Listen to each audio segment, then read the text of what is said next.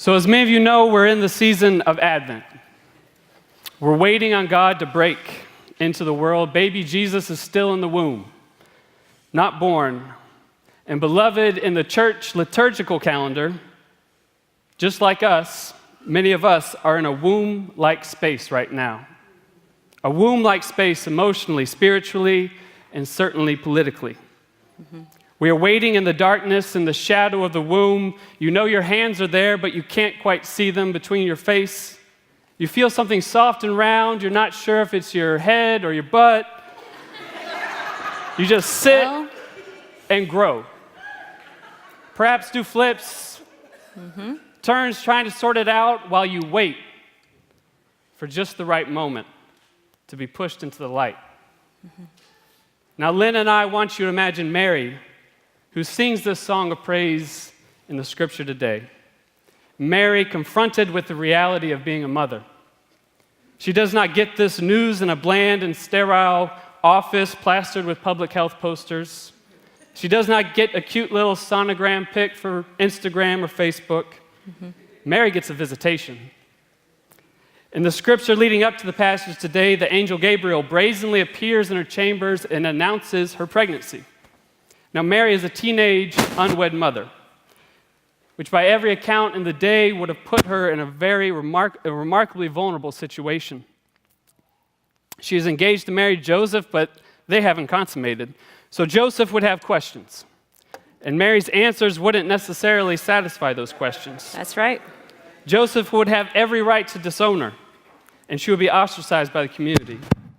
But in this moment of vulnerability, on the cusp of family expulsion, what does Mary do? Mary sings a song of praise. In her confusion and lack of any comprehensible answers, as she mourns the simple life she could have had, and the happiness she expected to have with her new husband, in the sheer excitement and terror and hope of the unknown, Mary sings a song.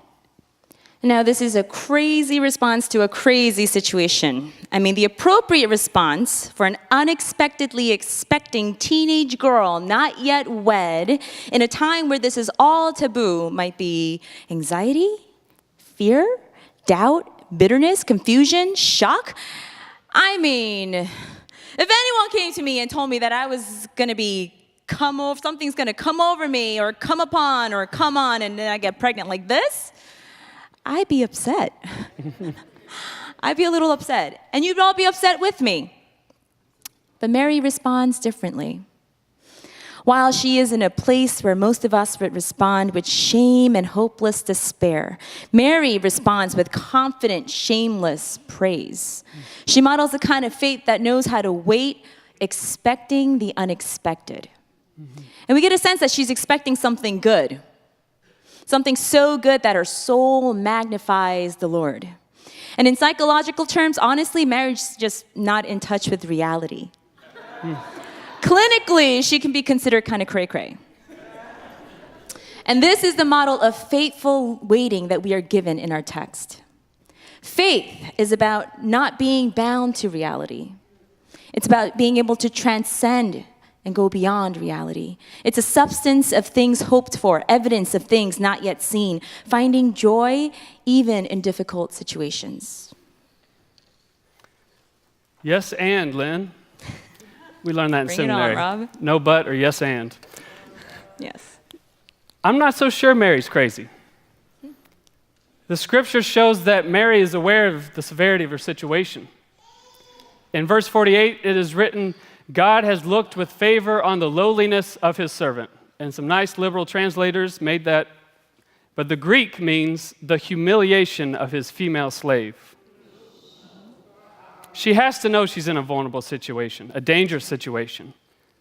She takes steps. She goes to her older cousin Elizabeth to talk. She goes to a safe space with an elder woman, mentor, to find language for her situation. And so I wonder, what was Mary doing during the 9 months she waited? Oftentimes we skip from the Annunciation, what we call when Gabriel shows up with the news to the Nativity, when Jesus was born. But what was she doing in those 9 months? And then the question for us, middle, is what do we do in times of vulnerability?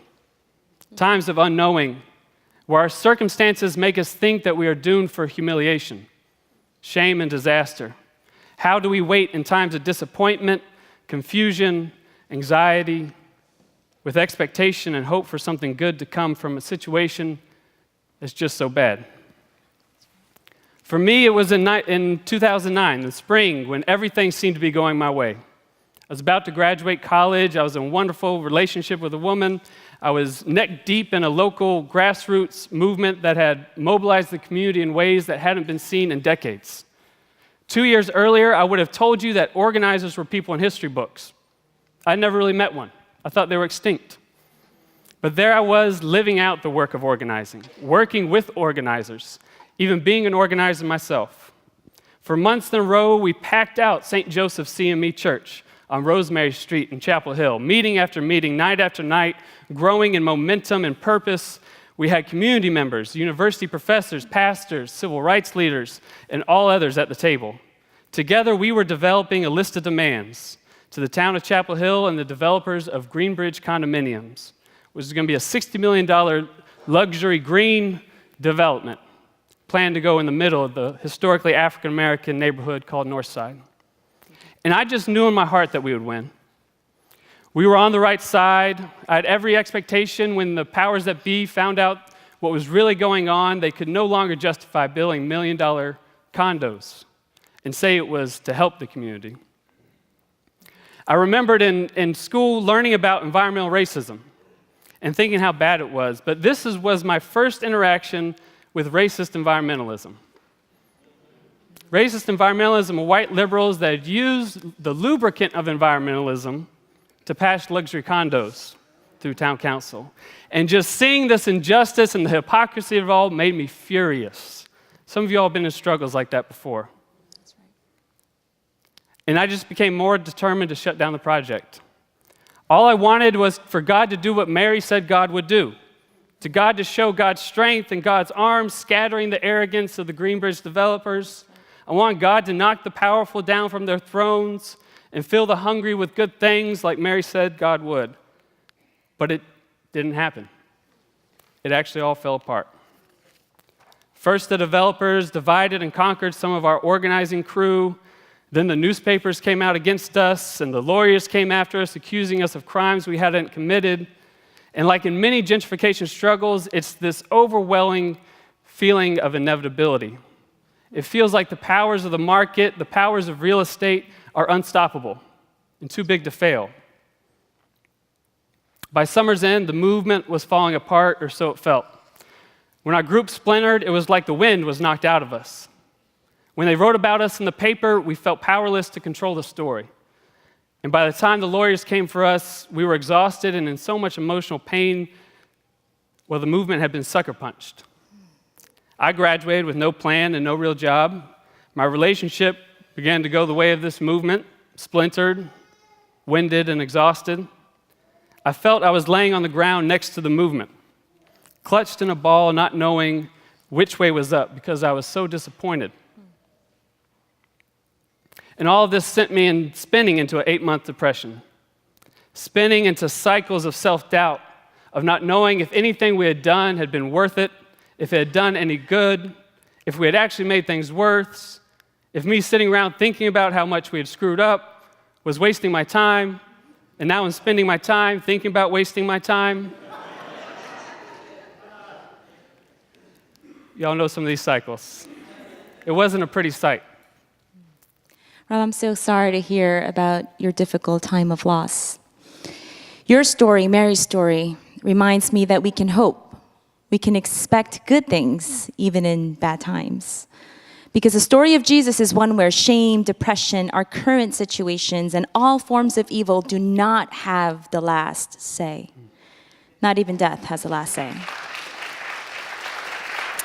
Rob, come a little closer. I want to tell you a little bit about my story. Yeah. Some of you know Isabella as my firstborn. Actually, she's not my firstborn. The baby that I gave birth to first was a little boy named Gideon, 2 years before Bella.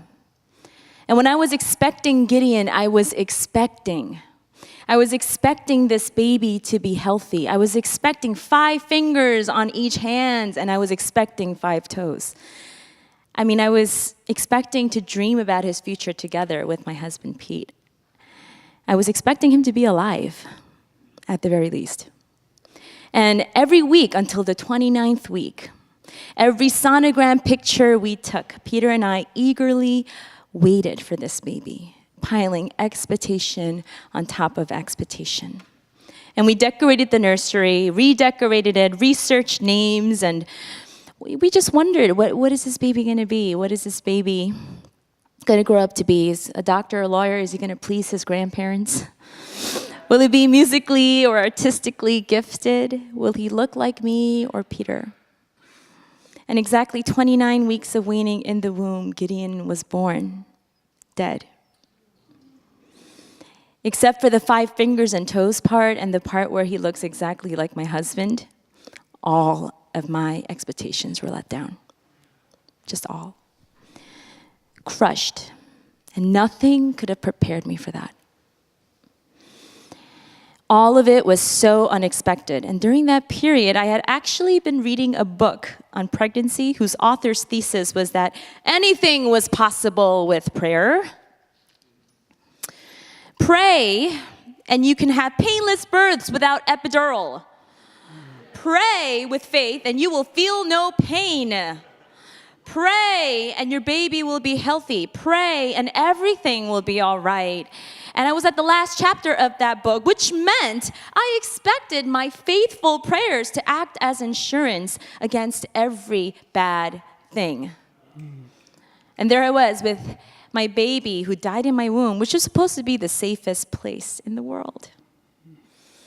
And I was waiting new life, and yet I was holding this brand new, perfectly formed, dead baby. And I really struggled to make sense out of all that. And I thought it might have been because I hadn't prayed with enough faith. You know when you do that? Maybe I ate something wrong. Maybe it was because I cheated and took like decaf. Maybe there's some caffeine in it. I mean, big time mommy guilt. And until this day, I wish there was an answer, but no one knows why. No doctor knows why.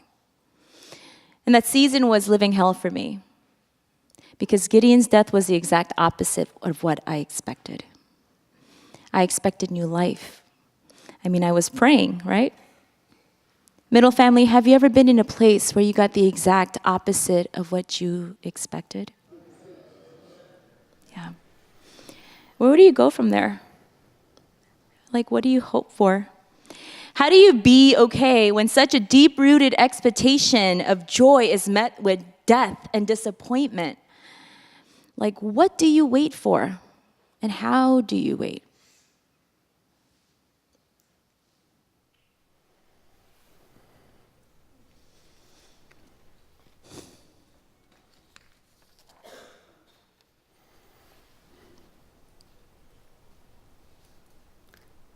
Then we mourn baby boy Gideon with you and Pete. Yes. How can we speak of God in the midst of senseless suffering? How do we dare talk about God when our suffering cuts so deep, like in Lynn's story? When suffering is so old and systemic, like the forces of racism and exploitation facing a neighborhood in my story? Reconciling suffering in the face of a loving God has occupied the hearts and imaginations of preachers, teachers, wise aunties, and theologians and communities of faith for over 5,000 years. And I think Lynn's questions are hard ones, not to be satisfied with easy answers. Maybe not to be satisfied with any answers at all. We never want to fall into the trap of what Dorothy Soule calls sadomasochistic Christianity. But Soule is describing the idea that some of us grew up with, that God has to be behind every tragedy and pain in our lives to teach us something or make us grow. And this morning I want to say unequivocally, this is not true. Amen. Give yourself an early Christmas present and give up this lie that God desires pain for us. That's right.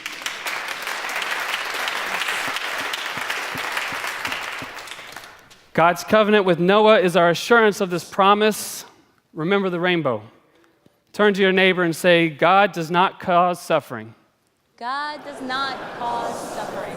To teach us lessons. To teach us lessons. That's right. Sometimes bad things just happen. Just happen. Y'all are really good at that.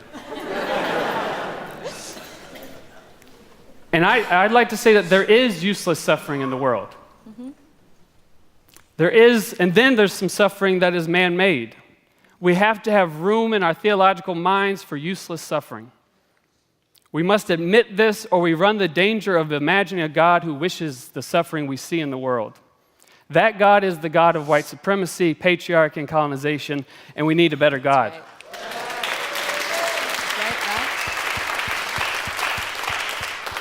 The God of creation, our God to which Mary sings her song of praise, is a God of goodness, filling the hungry with good things, scattering the proud, soothing the suffering, showing mercy to the afflicted. Our God to which Mary sings is a God of waiting.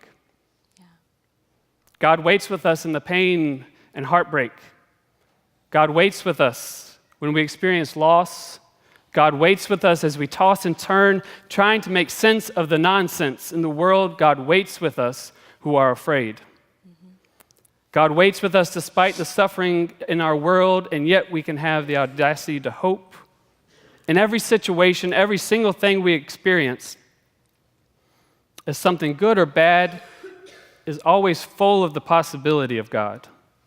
God has an inexhaustible imagination, and we can choose to trust God will employ it to secure our freedom and joy.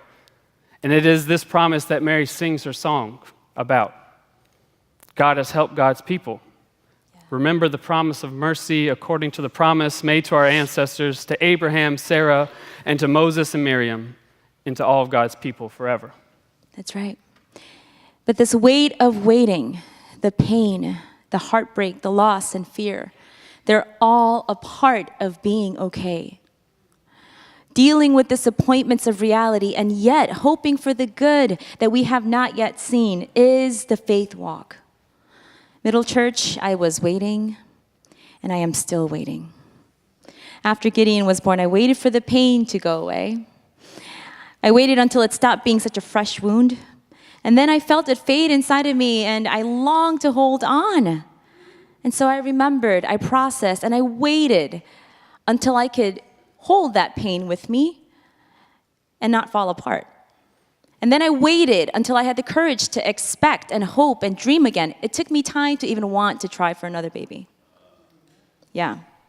I waited until I wanted to get pregnant, and then I waited to get pregnant, and then I waited after the pregnancy happened anxiously for Bella to be born, praying she'd be alive. I waited until the sting of prayer was off. I waited until my body recovered from pregnancy. I waited until she was taking off breast milk. Oh, yes. That one I waited for so desperately.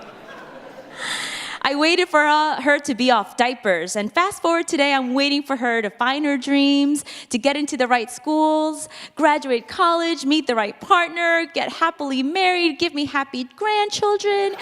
I mean, I'm basically waiting my whole life for the rest of my life, right? And isn't that the truth? Don't we all wait for our lives to unfold until the day we die? We're all waiting for something. We're not really sure what that is. And that's the crazy part about waiting, expecting the unexpected joy. I don't know why my baby boy was born dead, but I'm waiting for some unexpected good to come out of that. I'm waiting not just to find out why it happened, but more to see how all of that really unfolds in my life. None of it was good, but I'm waiting because I believe in a God that can turn all things, even the horrible things, into something good. And so I wait. Because regarding the things that have really disappointed us, there really isn't this final release into a complete or static something, like a finish line, a closure. There is no end, nor can we really say that there is a beginning. We don't live in a fairy tale. Yeah. It's like this circle. And we're all on this circular journey. not knowing its beginning or end, in the thick of waiting for all of our lives to unfold to the next moment. And this is why it's so important to learn to find the joy in the now, to wait with hope even in the midst of the weight, the heaviness of waiting. Yeah. Scooching a little bit. All right, I'm scooching. Because Lynn, you said something that really resonated with me just now.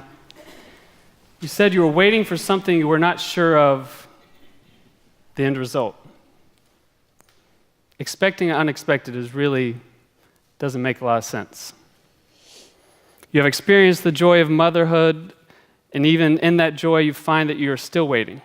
That's right. And waiting with God for something we're not sure of what it's going to look like is difficult work. In Chapel Hill, during the struggle, we may have lost the struggle against the condos, but the Spirit of God turned us towards community. That's right. As the community waited in the pain of our loss, as the cranes rolled in the neighborhood and floor by floor the condos were built, and I waited with my broken heart, we recorded hundreds of oral histories from neighbors who lived in the neighborhood. And then God did something new. A community center called the Jackson Center for Saving and Making History was born. We fought for a moratorium on development in the neighborhood, and we won. Amen. Long after that, the community kept fighting, gaining changes to the building codes in the neighborhood. And they eventually built a land bank to buy back properties with the help of loans, no-interest loans from the university and a credit union, to ensure that when property was on the market, it would be sold to families, not developers. And this year,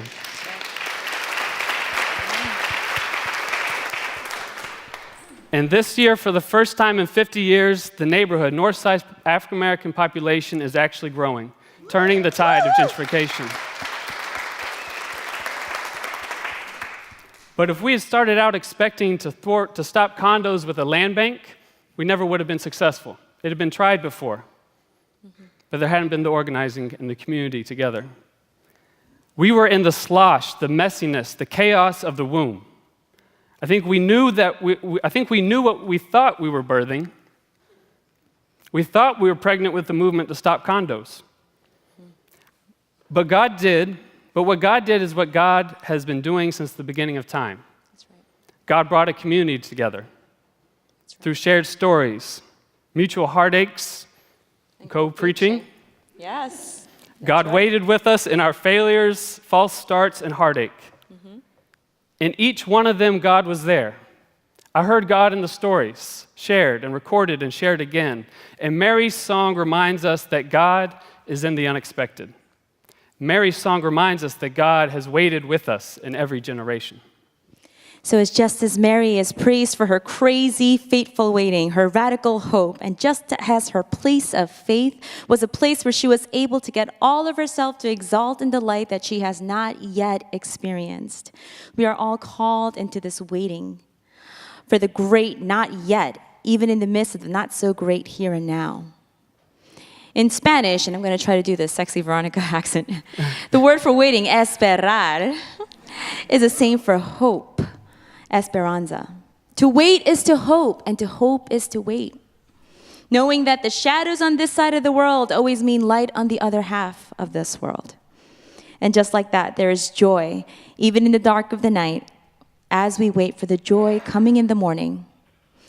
And in some mysterious way, Gideon's life and death has unfolded in my life and brought me to this very moment, this very sermon. And yet, I wait. I wait until I get to hold Gideon again. But I wait holding Bella, Isaiah, and Leah, reliving the joy and hope that Gideon has left in my heart.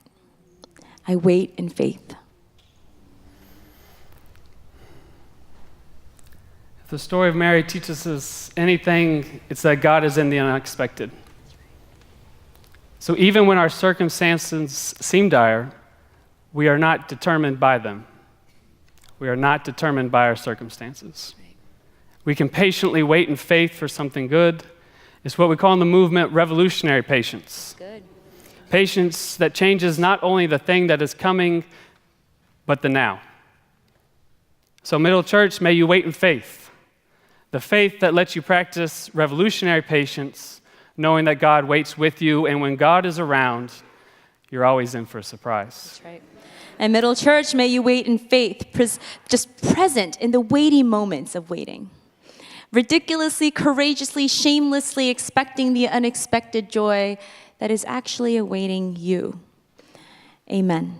Amen.